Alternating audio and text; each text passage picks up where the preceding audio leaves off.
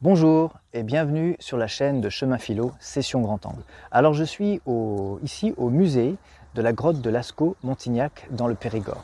Et il y a quelques mois, je suis tombé sur la vidéo de Chantal Geges-Volkewitz, qui est une chercheuse en archéo-astronomie, et elle proposait l'idée que la salle des taureaux, ici, à la grotte de Lascaux, serait une représentation d'un zodiaque archaïque. Et que, il y a 20 000 ans, la configuration astronomique, je ne vais pas vous faire une conférence sur le fait que ça a bougé, l'étoile polaire n'était pas au même endroit il y a 20 000 ans.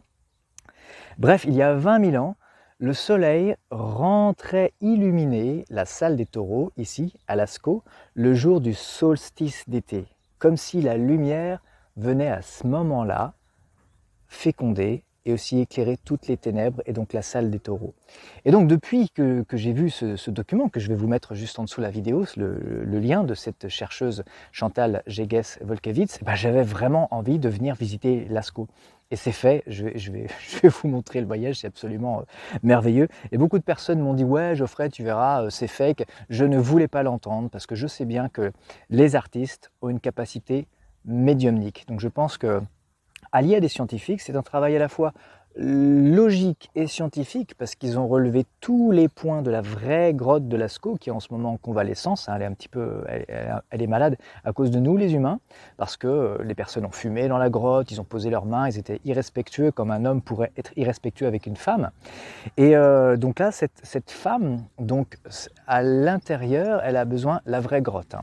La vraie grotte, elle a besoin d'une convalescence pour se remettre sur pied. Et donc le musée, Lascaux 4, est absolument magnifique et des gens, par chance et par gratitude, sont aujourd'hui beaucoup plus bienveillants envers ce musée. Bref, j'ai pas envie de parler plus que ça, je vous y emmène, d'écrire, parce que j'ai fait le voyage ce matin, c'était absolument merveilleuse. Et donc le travail artistique qui a été fait pour respecter toutes les peintures de la vraie grotte de Lascaux est absolument époustouflant. J'ai eu beaucoup d'émotions.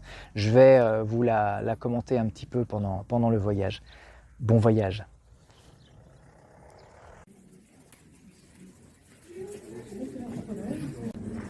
Ici, nous sommes dans le fac-similé de la grotte, et l'entrée que vous voyez là, avant, elle était beaucoup plus grande. Il y a eu un éboulement il y a des milliers d'années.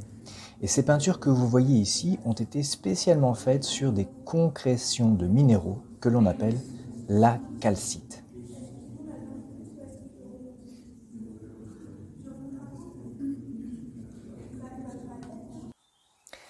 Et donc, puisque ces peintures sont faites sur de la calcite, je me suis renseigné sur les vertus thérapeutiques en lithothérapie de la calcite. Il faut savoir aussi que la calcite en lithothérapie, c'est associé au signe astrologique du cancer. Et le cancer, c'est l'énergie de la famille, de maman, d'être bien ensemble, de chez soi et de foyer. Intéressant hein, pour une grotte où se réunissaient probablement nos ancêtres. Et donc la calcite rouge, association astrologique, le cancer. Chakra racine. Vertu thérapeutique, la calcite rouge fournit ancrage et détente, réduisant anxiété et crise d'angoisse. Utile dans le traitement des troubles déficitaires de l'attention avec hyperactivité et des troubles obsessionnels compulsifs. Bienfait physique, agit favorablement sur les reins, le pancréas et la rate. Donc toutes les peintures sont faites sur des concrétions sur de la calcite.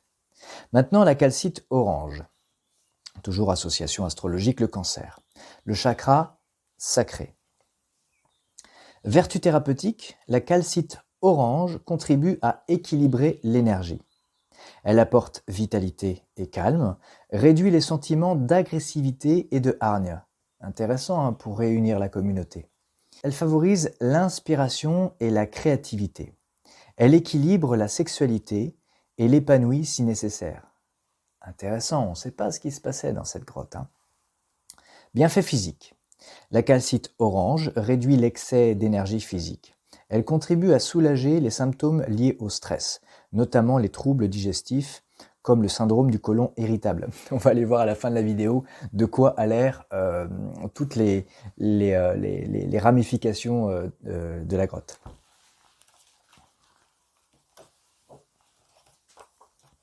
Et je finis par la calcite blanche, toujours association astrologique le cancer, chakra coronal. Les vertus thérapeutiques, la calcite blanche éclaircit l'esprit, permet de voir à travers le brouillard de la confusion et de trouver des réponses grâce à la méditation. Qu'est-ce qu'on y faisait dans cette grotte? Qu'est-ce qu'on y faisait? Ensemble, la communauté, zéro stress, juste on se fait du bien, clarté dans les visions. On regardait tous ces animaux. Pourquoi faire? Et donc je reprends, donc la calcite blanche éclaircit l'esprit, permet de voir à travers le brouillard de la confusion et de trouver des réponses grâce à la méditation. Moi je me pose la question si on chantait dans ces grottes. Parce qu'il y a une résonance, bon pendant la visite on n'a pas chanté, j'aurais bien voulu demander à la guide de chanter un peu, mais bon... avec Chemin Philo, on explore hors des sentiers battus, mais des fois on peut pas faire ce qu'on veut. Bienfait physique de la calcite blanche, elle est bénéfique pour les reins, le foie, le système lymphatique, elle permet de détoxifier l'organisme. Et on repart dans la grotte.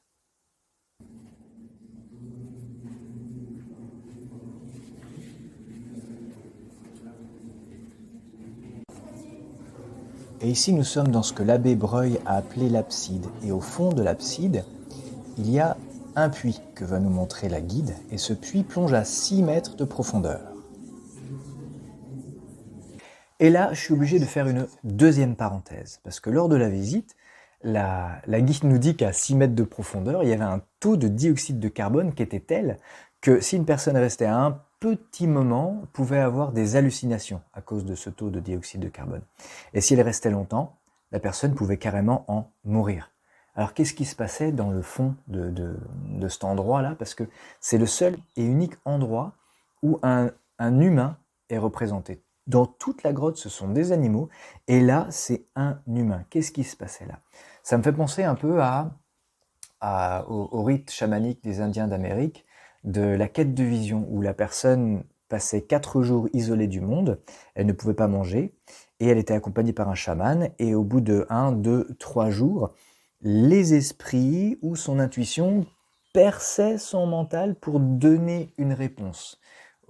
Et dans ce perçage de mental pour apporter la réponse, eh ben, c'était avec un rite qui était encadré. Parfois, ça pouvait frôler la mort, c'était une sorte de renaissance.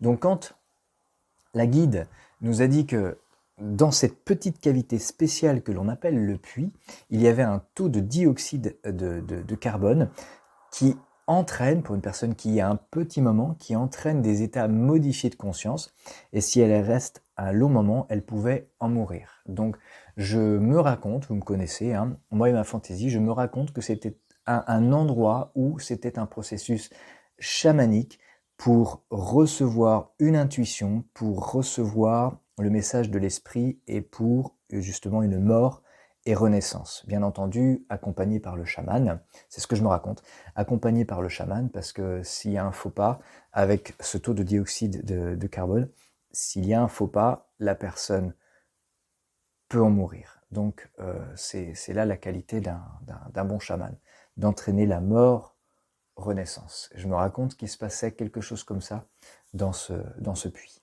On retourne dans la grotte. Et là, nous sommes au fond de ce puits. Là où la guide tout à l'heure a éclairé, nous sommes au fond à 6 mètres de profondeur. Il y a ce dessin et la figurine humaine à gauche est la seule figure humaine de toute la grotte. Elle se fait peut-être défoncer par le bison, on ne sait pas. Elle tombe sur l'oiseau, on ne sait pas. L'oiseau, est-ce qu'il est le messager de l'au-delà, dans le subtil? On ne sait pas. Et là-haut, à 6 mètres au-dessus, c'est l'ouverture vers l'abside que nous avons vue tout à l'heure.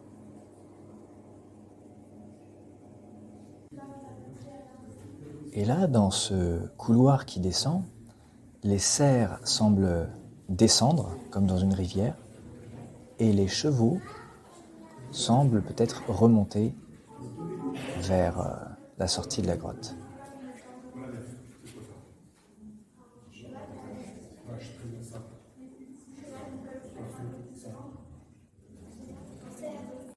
Et ça, c'est le schéma en 3D de la grotte. Tout à gauche, c'est l'entrée de la grotte.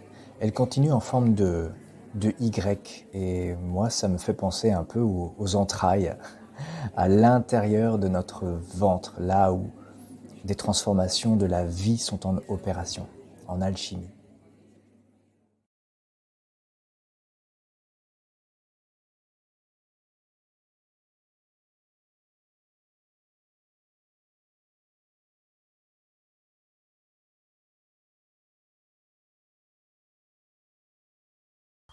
Alors pour cette partie bonus, j'avais envie de vous partager quelque chose. J'ai fait la visite de Lascaux 3 fois. Euh, le matin, donc j'étais là-bas déjà le matin. J'ai fait la visite et j'avoue que j'étais dans quelle matière je pourrais prendre pour faire cette conférence, comment je pourrais construire tout ça. Donc j'ai pris des photos, j'étais dans ouais, ça c'est bon comme matériau, ça je prends pas, ça me semble possible, alors ça me semble pas possible. Donc j'étais plutôt avec cette attitude-là. Et, euh, et je me suis offert l'après-midi, à 17h, la visite, ce qu'on appelle prestige. C'est-à-dire, on est dans la grotte, il y a un ou une guide qui est à la torche et elle éclaire toutes les peintures avec une sorte de torche électronique. C'est pas avec des flammes parce que sinon ça serait trop dangereux pour le facsimilé.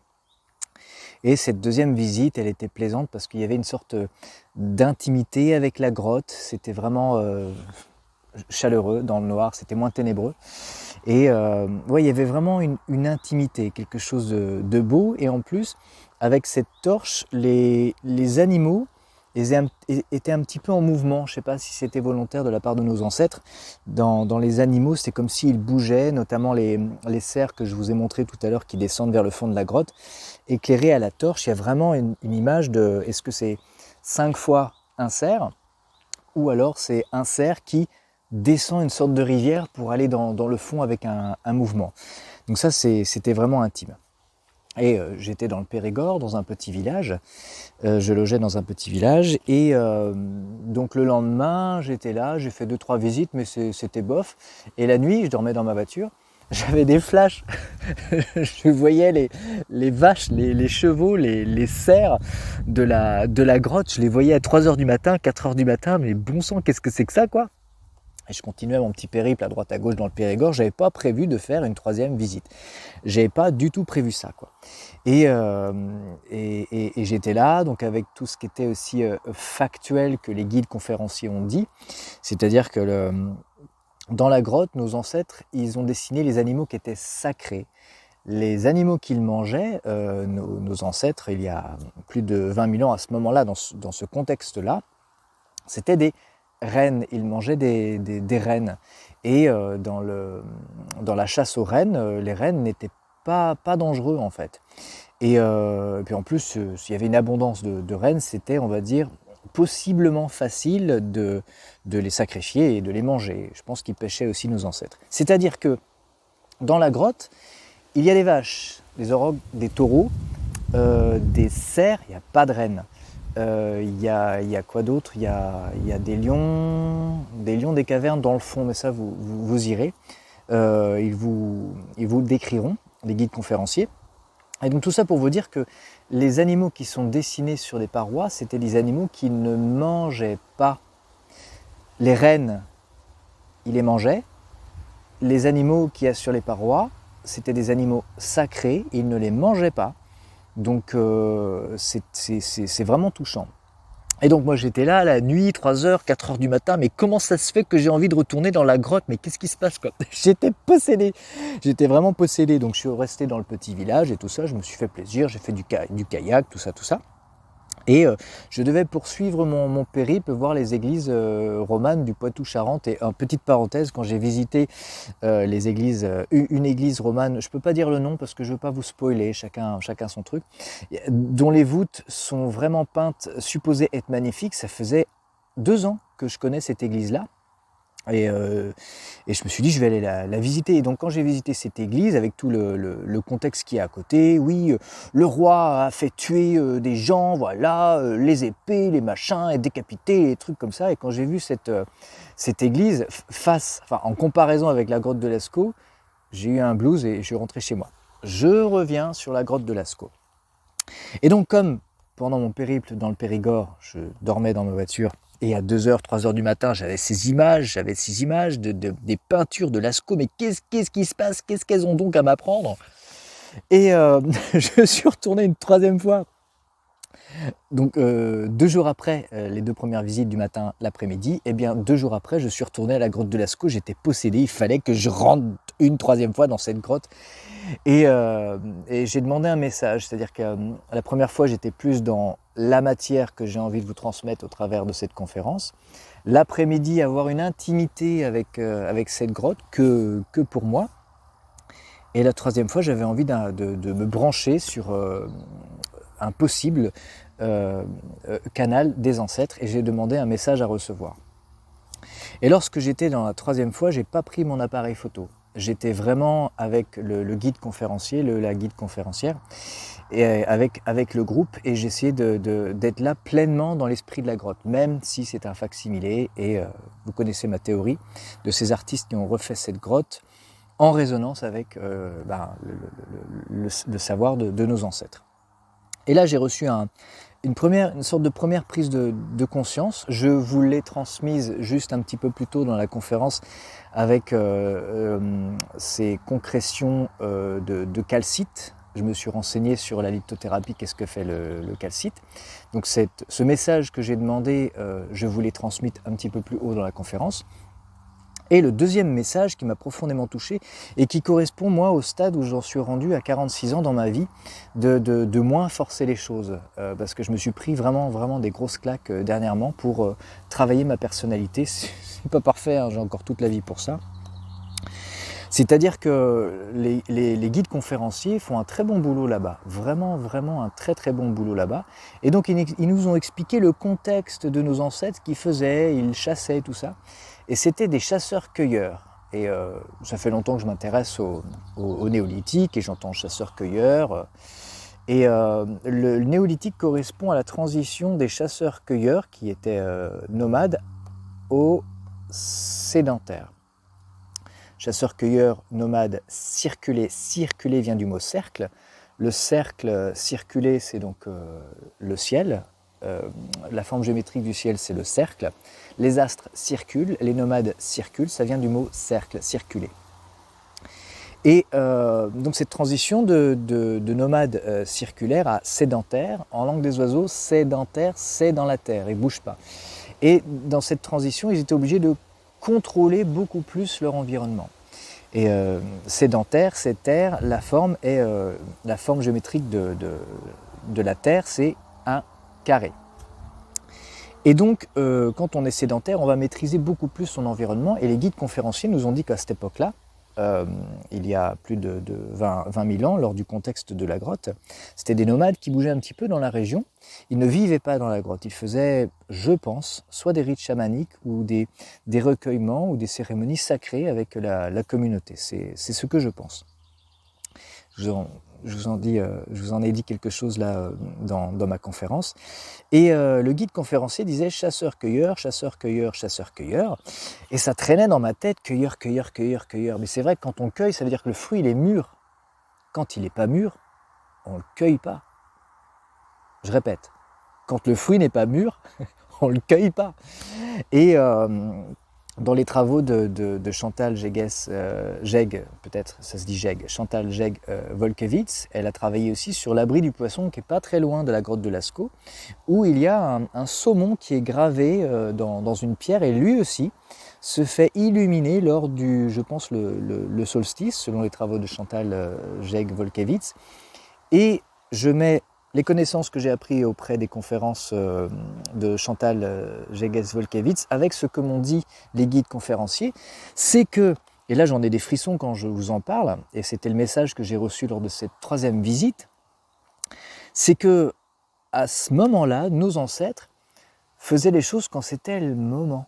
Quand c'était pas le moment, ils le faisaient pas, et quand c'était le moment, ils le faisaient. Lorsque le saumon du site archéologique, l'abri du poisson, pas très loin de Lascaux, lorsque le soleil allait illuminer la sculpture du poisson, c'était juste le moment, le parfait moment pour aller pêcher le saumon, parce que c'était l'abondance et c'était pas extrêmement compliqué, c'était juste le moment. C'était là l'abondance. Pour aller chercher le renne, c'était l'abondance, c'était juste le moment. Et aujourd'hui, on n'est pas des chasseurs-cueilleurs, on est on y va à max, et on force. On laboure la terre, on laboure la femme, même quand elle veut pas, faut y aller, on force quoi. Et ces terres du patriarcat malade, je pense qu'elle est à son terme, on force. Alors, je rentre pas dans cette époque-là, c'était idyllique. La conférence sur un matriarcat, c'est plutôt une autre conférence. Je suis pas en train de dire que le matriarcat c'était mieux. Hein. Je ne rentre pas dans le sujet juste maintenant. Mais ce que j'ai réalisé lors du message reçu dans ma 3e visite, c'est que dans le contexte des chasseurs-cueilleurs, ils faisaient les choses quand c'était le moment. Nous, aujourd'hui, on force. Et un autre message que j'ai reçu, donc j'ai reçu la calcite, rechercher en lithothérapie ce que c'est que la calcite, et ce deuxième message qui est les chasseurs-cueilleurs cueillaient quand c'était le moment. Aujourd'hui, si tu es fatigué à 8h du matin le lundi, ben, tu vas bosser. C'est comme ça, c'est pas le moment d'être fatigué. On fait plein de trucs où on force. Quand on le sent pas, ben on le fait quand même, on force quoi. Aujourd'hui, je pense qu'on force sur beaucoup de choses. Voilà. Et je reviens sur l'ASCO. J'ai eu, en écoutant ce que nous ont dit les guides conférenciers, quand ils parlaient de nos ancêtres de ce contexte-là, faisaient les choses quand c'était le moment des saumons, le moment de la chasse du renne, quand ils se faisaient courser par un lion des cavernes ou un ours. Je pense que c'était le moment de courir. Et cela m'a fait penser et je vais finir là-dessus, à une petite histoire du pêcheur africain et du touriste occidental. Et c'est l'histoire je vous la raconte parce que je termine là-dessus, c'est l'histoire d'un pêcheur africain qui pêche 2 poissons. Je parlais du poisson tout à l'heure. Il pêche 2 poissons, il pêche un poisson pour nourrir sa famille, et l'autre poisson pour le vendre au marché, et il a des petits sous et il est content avec ça. Et puis le reste du temps, il dort sur son hamac, il fait l'amour à sa femme, il passe du temps avec ses enfants et il prend vraiment son temps, c'est le moment de prendre son temps. Un poisson pour nourrir la famille et un poisson pour vendre au marché, il a des sous et il vit du minimum.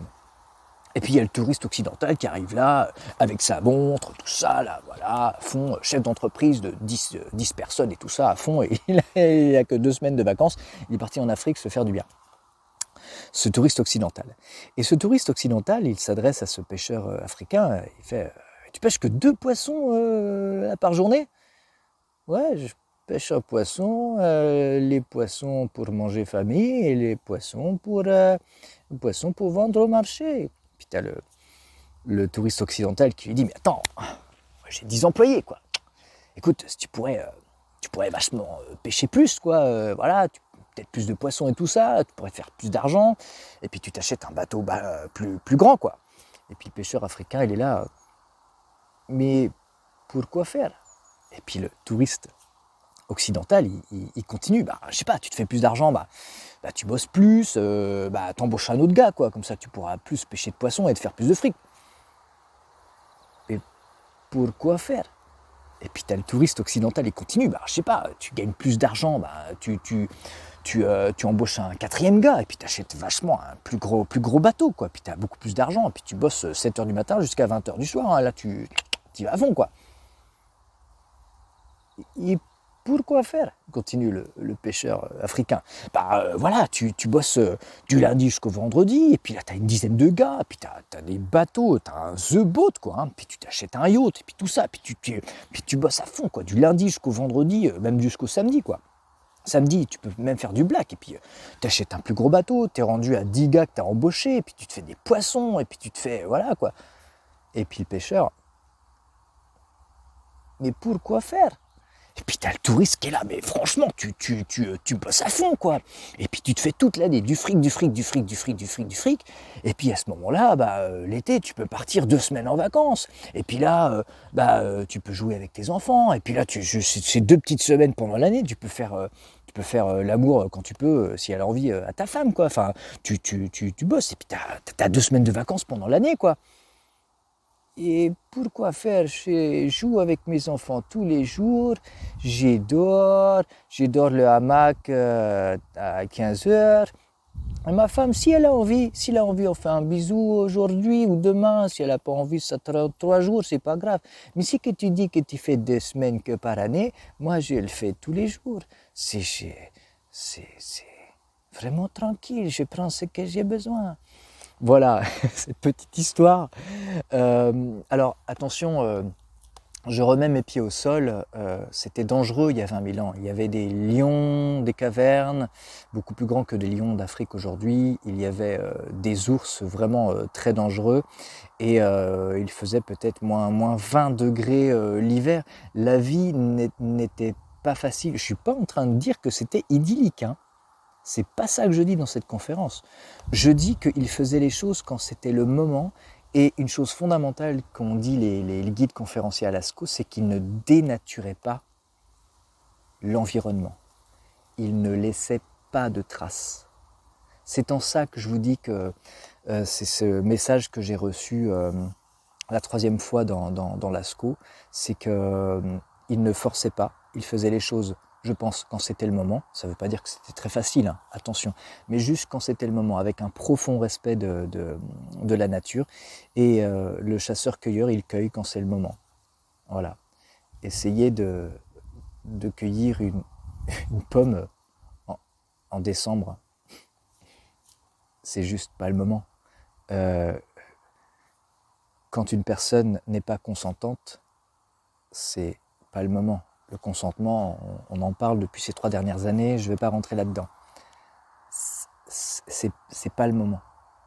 Et je pense que même si la vie à cet endroit-là, à ce moment-là, n'était pas facile, je pense que leur interaction avec la nature était plus quand c'était le moment, alors qu'aujourd'hui, on fait beaucoup de choses, et je pense que notre civilisation qui est en train d'arriver à son terme là, notre civilisation aujourd'hui est basée sur une économie dont le cœur n'est pas le moment.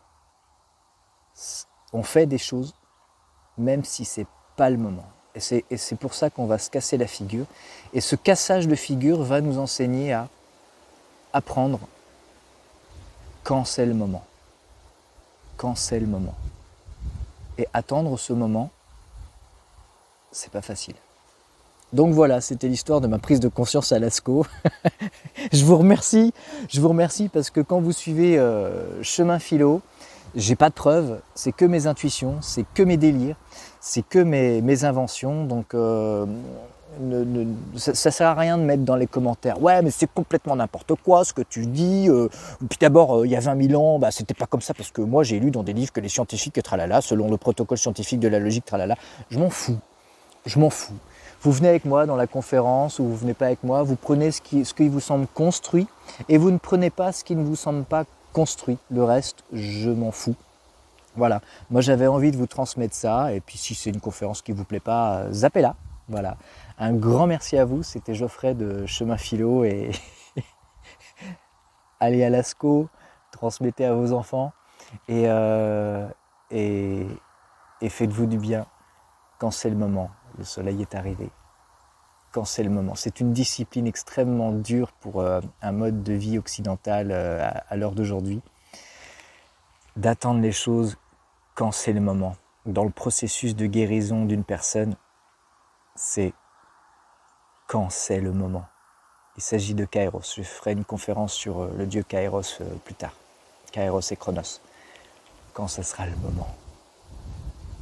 Au revoir. Bye bye. Merci à vous.